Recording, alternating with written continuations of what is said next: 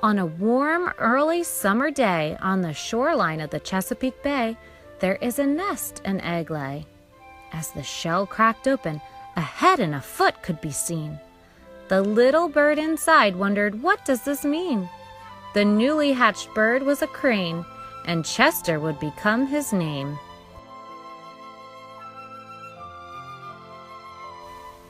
Old fishing line and seaweed made up the nest. It sat on a buoy which had floated ashore and had come to rest. He heard a noise, and as Chester looked up, he saw some cars and a truck.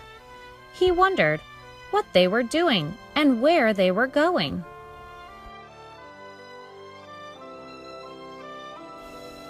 Chester was a bit scared in the nest where he lay, by the noise of the traffic on the bridge that crossed the bay.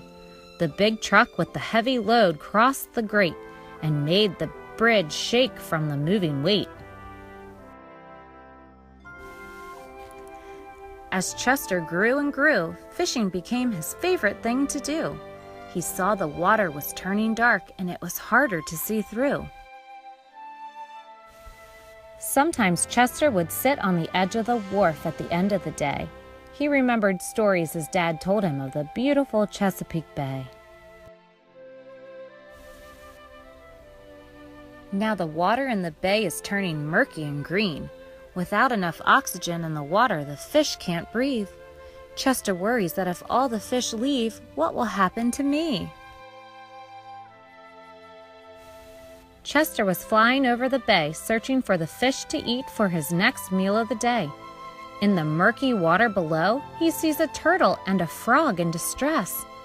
Chester sees right away that they had gotten themselves in a real mess. A turtle and a frog were caught in a waterman's crab pot that had broken loose from its boat. With no way to get out, they were being carried down the bay on a strong tide, a long way from the waterman's boat.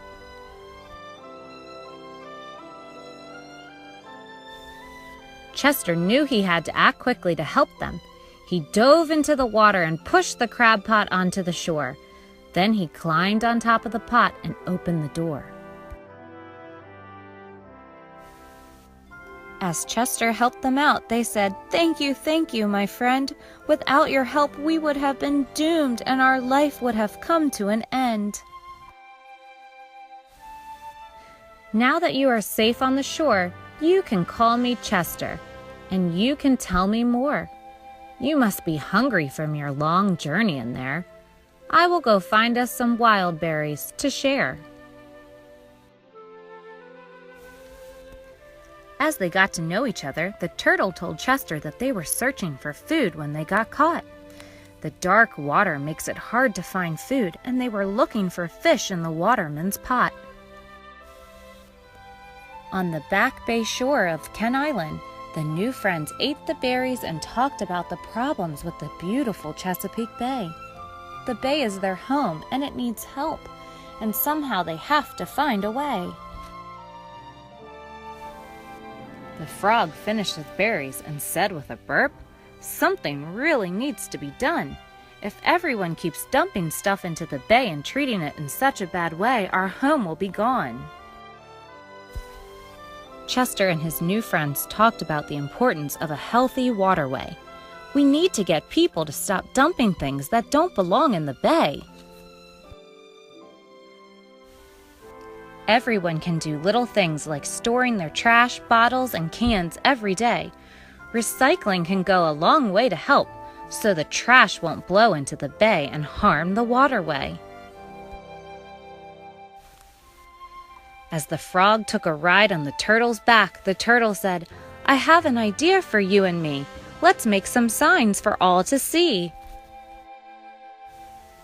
They decided to tie cardboard and paper together with old fishing line and used wild berry juice to spell out the sign.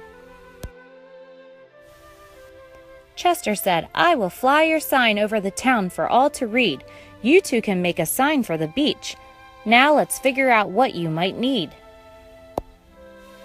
The turtle and the frog gathered driftwood from along the shoreline.